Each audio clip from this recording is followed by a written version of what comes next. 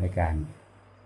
แสดงธรรมให้กับปัญจวัคคีย์แต่ว่าก้อนหน้านั้นเพิ่นที่ไปแสดงธรรมให้กับปัญจวัคคีย์อุปการชีวกสิสวนทางกันกับเพิ่นพอดีอุปการชีวกได้ฟังธรรมเป็นผู้แรกได้ฟังธรรมเป็นผู้แรกเลยแต่ว่าด้วยความได้ยินได้ฟังเป็นครั้งแรกด้วยความบ่รู้บ่เข้าใจแต่ว่าก็เลยใส่หัวไปสมควรจะเป็นอย่างนั้นแหละว่าซั่นอุปการชีวกตอนพระพุทธเจ้ากำลังเดินทางไปที่จริงเพิ่นสิไปโดยฤทธิ์คือการเหาะไปก็ได้อยู่แต่ว่าเพิ่นสิให้เกิดความสนเทไว้กับอุปการชีวกเพราะว่าอุปการชีวกสิเป็นผู้บวชผู้สุดท้ายนะเป็นผู้เห็นครั้งแรกก็เป็นอุปการชีวกในคณะที่ตรัสรู้แล้วที่หนึ่งแล้วก็สิเป็นผู้บวชสุดท้ายในที่บวชออกจากพระโอษฐ์ของพระพุทธเจ้าเป็นผู้สุดท้ายอีกนะเพราะว่ามันก็มีเรื่องเนิ่นนานมาแล้วตั้งแต่สองพี่น้องพระโกณฑัญญากับอุปการชีวกในสมัยการก่อนสมัยพระพุทธเจ้าปทุมมุตระพระเจ้าได้อธิษฐานมาแบบนั้นตัดออกมันยาวโพด อุปการชีวกเดินมาเห็นพระพุทธเจ้าส่องสัพพนรังสีอย่างออกมาร่างกายของพระพุทธเจ้าเกิดความสว่างไสวอยู่ในกายของพระองค์เองก็เลยเขาไปถามว่าท่านมหาสมณะมหาสมณะ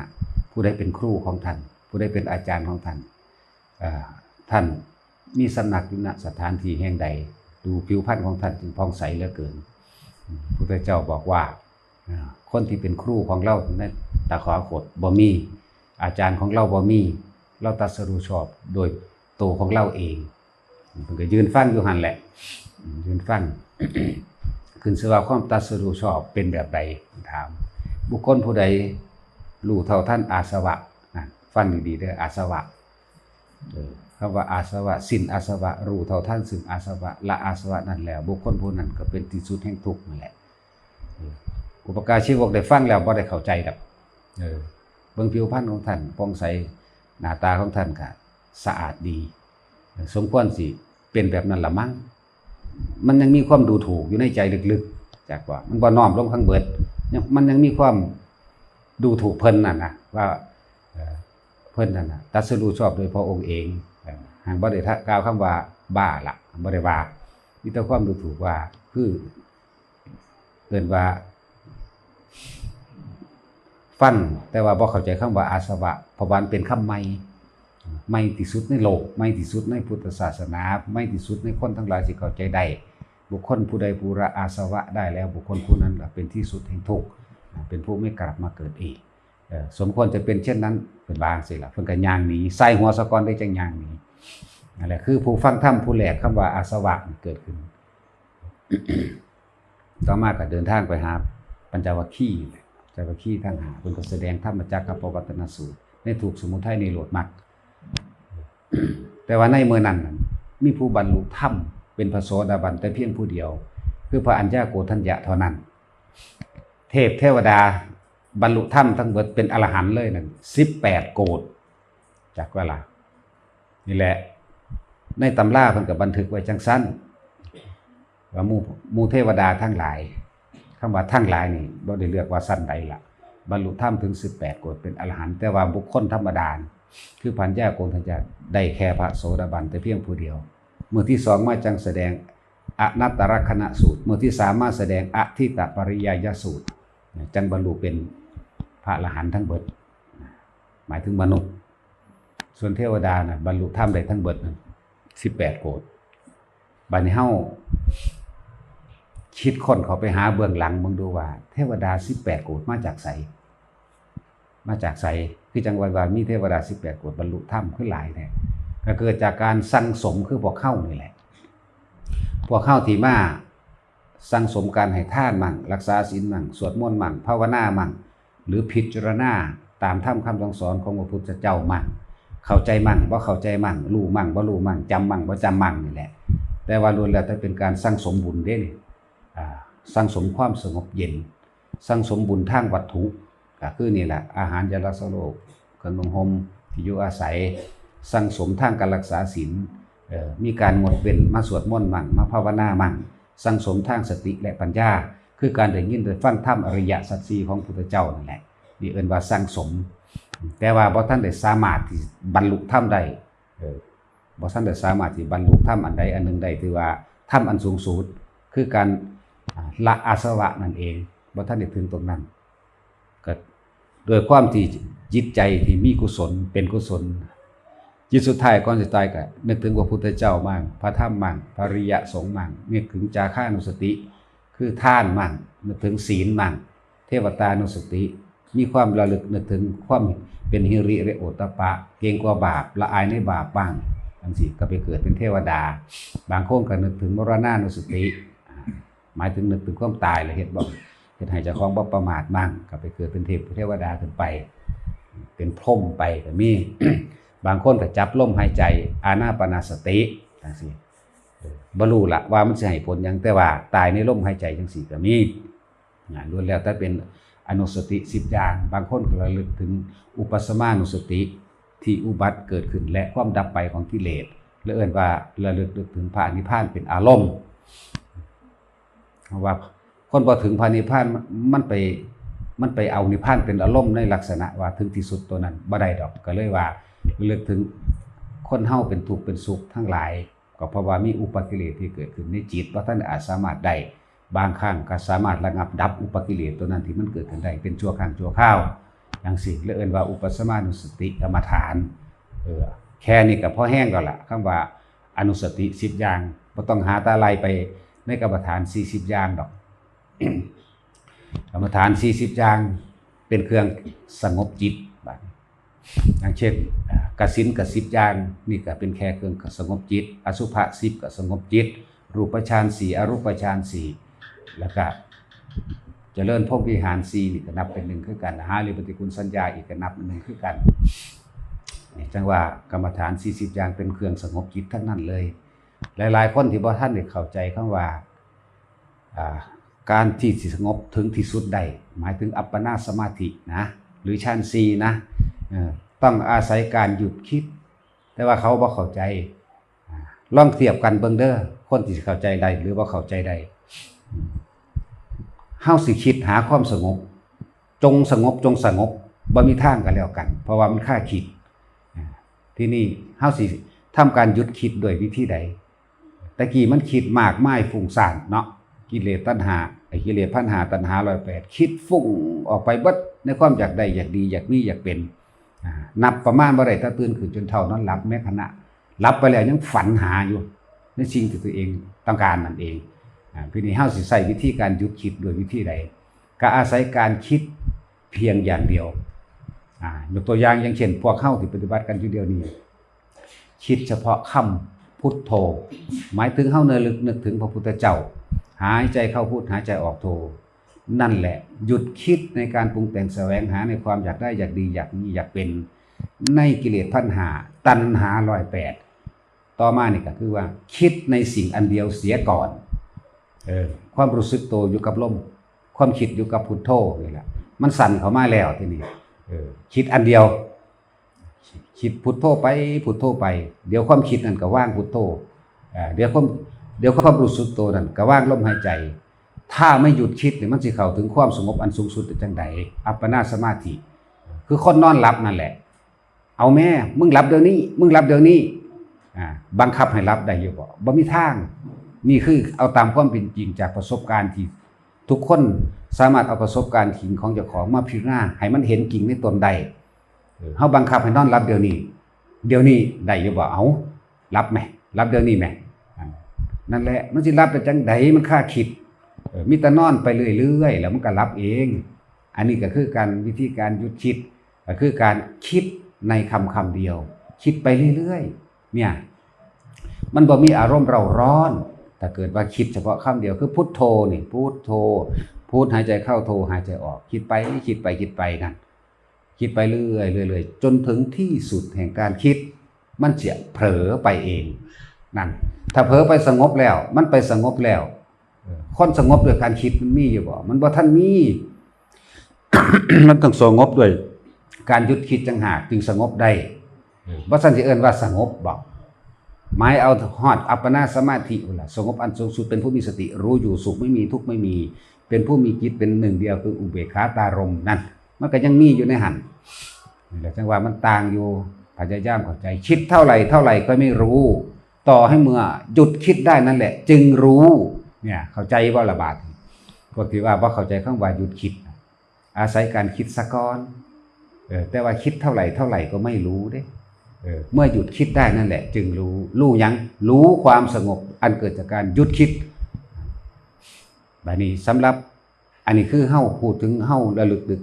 หายใจเข้าพูดหายใจออกโทนะบัดนี้สำหรับผู้ที่เอาฝึกกสิณเด้กสิณดินหรือกสิณน้ำก็ตามกสิณน้ำพระเจ้า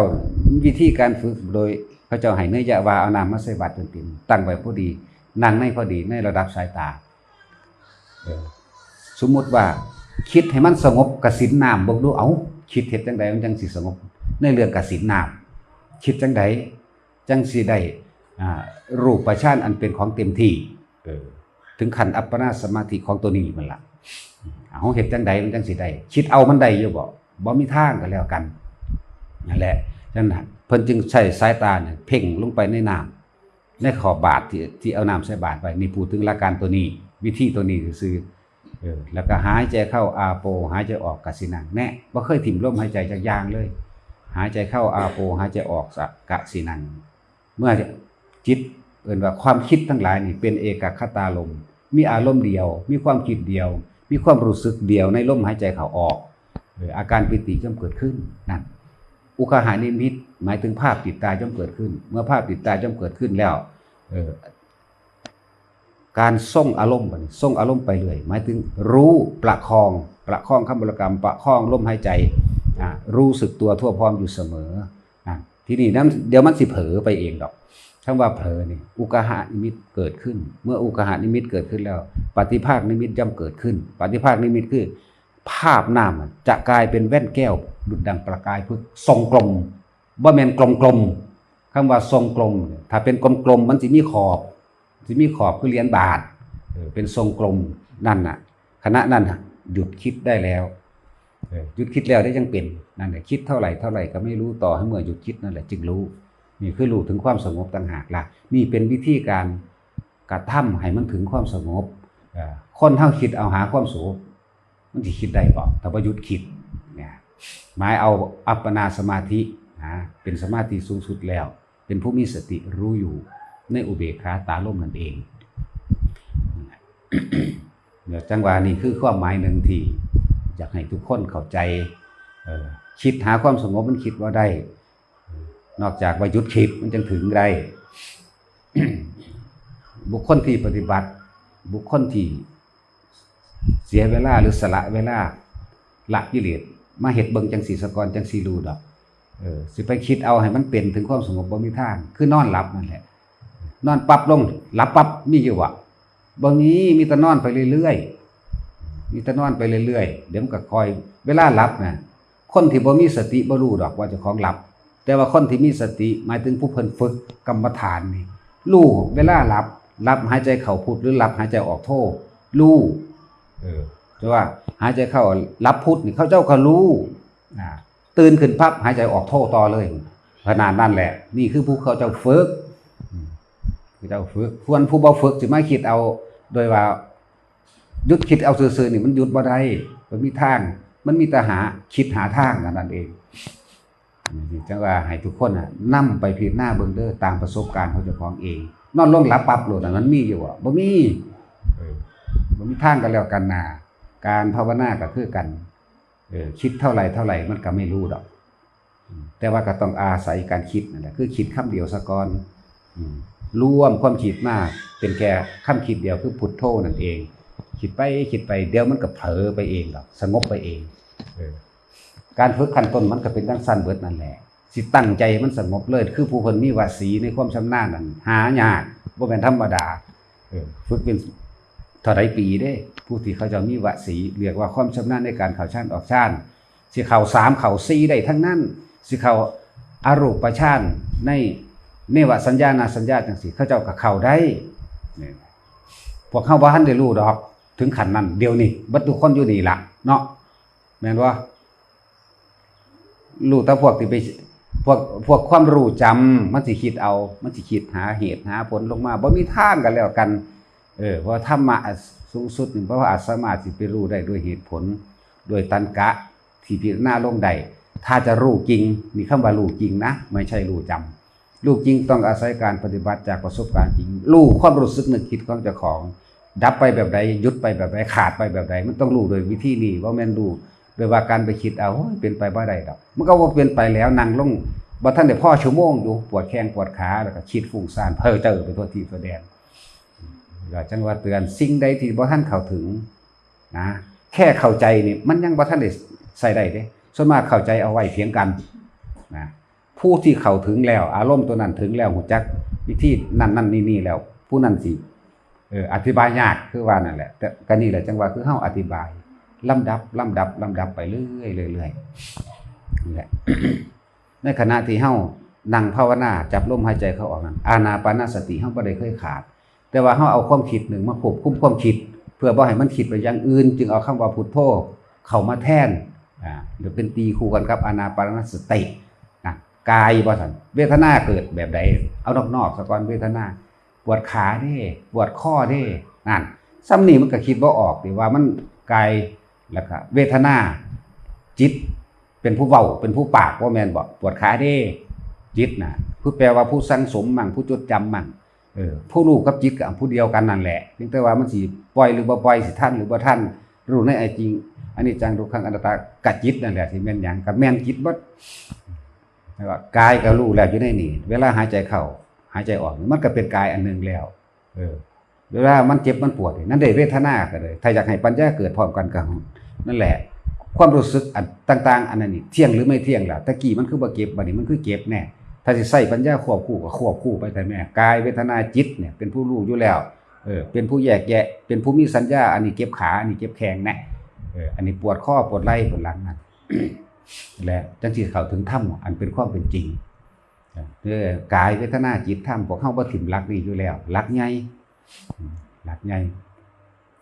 อันนี้บ่ได้เว้าเรื่องทำบุญแล้วได้อานิสงส์นั้นอานิสงส์นี้เด้เว้าหม่องมันสิตัดกิเลสโดดเด้นี่เข้าใจว่าล่ะผู้ใดบ่เคยฟังก็ฟังไว้ซะผู้ใดบ่เคยเฮ็ดก็นำไปเฮ็ดมันสิได้เข้าถึงความรู้จำกับความรู้จริงมันคนละโลกความรู้จำกับความรู้จริงนั่นน่ะพวกนั้นความรู้จำเราเอาไปเนี่ยนึกคิดจินตนาการหาเหตุผลสรุปตนลงได้ซื่อ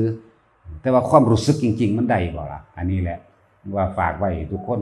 นำไปพิจารณาเบิ่ง อะไรในมื้อนี้ผู้ใดต้องการอุทิศบุญให้ไผให้ออกสื่อเข้าใจว่าล่ะออกสื่อสมมุติว่าเฮาเฉพาะเจาะจงถ้าออกสื่อปุ๊บมันสิถึงผู้นั้นบ่แวะเอิ้นว่าเฉพาะเจาะจงถ้าบ่เฉพาะเจาะจงก็ตามที่เคยอุทิศเอาเองนั่นแหละมันสิถึงในมือยุทธนรกการอันนี้วันที่เพิ่นแสดงธรรมนี่ก็หยุดถึง3มื้อพุ่นล่ะจากมื้อนี้เป็นต้นไป1 2 3ฮอดมื้อภาวนาเข้าพรรษาว่าล่ะอธิษฐานเข้าพรรษาสิมีเป็นว่าหยุดนรกการใน3มื้อ นับเริ่มต้นจากเช้านี้มื้อนี้เป็นมื้อที่1ที่2ที่3ญาติของผู้ใดก็สร้างที่มารอรับส่วนบุญนั่นน่ะถ้าเฮาพอคิดได้ในศาสตร์ปัจจุบันที่เฮาจื้อกันได้ปู่ย่าตายายออกสื่อเจาะจงไปเลยเขาอาจสามารถพ้นไปได้เลยก็เป็นไปได้คือเพิ่นให้โอกาสว่าง่ายๆมันนี่เป็นเรื่องของกรรมต่างหากแบบว่าสิไปเจาะจงว่าโยมพบาลให้โอกาสก็บ่ได้บ่เกี่ยวกันอันนั้นเขาก็ทำตามหน้าที่ของเขาซื่อๆต่างหากนี่เป็นเรื่องของกรรมต่างหากเป็นสิ่งที่ลึกลับอยู่อันนึงคือกัน นี่คือวันนี่แหละเพิ่นแสดงธรรมนี่ก็แม่น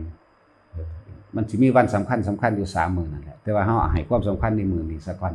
บอกไปหลายก็จำบ่ได้ดอกเนาะเพราะว่าบ่ได้ใส่ใจสิจำไปปฏิบัติตนพอปานใดดอกผู้ใดก็ดีก็มาจังสั่นแหละเนาะ ฉะนั้นให้อุทิศบุญเจาะจงถ้าเฮาสิต้องการให้ผู้ใดก็ตามยิ่งเฮาจำชื่อภาพหน้าได้แล้วยิ่งดีถ้ามีสติดีบ่คิดวอกแวกก็อาจจะเห็นรูปร่างหน้าตาของเขาเปลี่ยนให้เบิ่งเลยก็ได้จากบ่ได้ใส่เสื้อผ้าจากพร้อมแห้งก็ล่องแกงหรือว่ามีแต่โครงกระดูกแต่ว่ารู้อยู่ว่าเป็นผู้นั้นพึบถ้าเขาได้บุญแล้วพึบเฮาสิเห็นในตาในของเฮาเองดอกว่าเขาเปลี่ยนเป็นสุดขาวมั่งสุดใส่ลิเกมั่งก็แล้วแต่ อันนี้เป็นความสงบของภัยของมันที่สิสามารถจูนเข้าไปรับตัวนั้นได้และบางที่อาจสิมีอาการปลื้มปิติน้ำตาไหลคือสิให้ขึ้นมาจังซี่นั่นหมายถึงว่าเขาสนองกลับ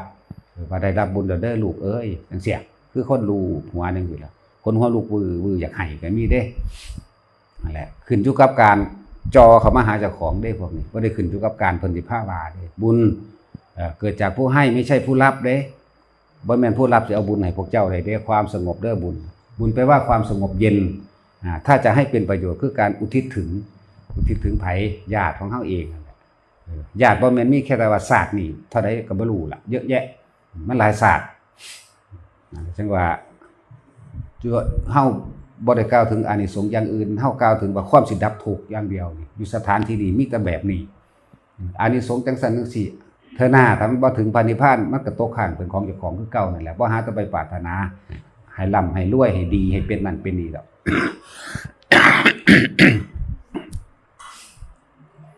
พระยะถาให้ผีหมายถึงผู้ที่ตายไปแล้วล่วงลับไปแล้วสัพพีให้คนเด้อคำว่าพ่อตะเพิ่นว่าสัพพีนี่ข้าพเจ้าขอรับพรอันประเสริฐนี้ก็นิ่งๆอยู่จังซั่นนั่นแหละแต่บ่ซั่นพวกเจ้าสิบ่ได้สัมผัสพิเศษเด้เข้าใจว่าล่ะนิ่งๆจากคำว่านิ่งๆว่านิ่งใจ เอาล่ะ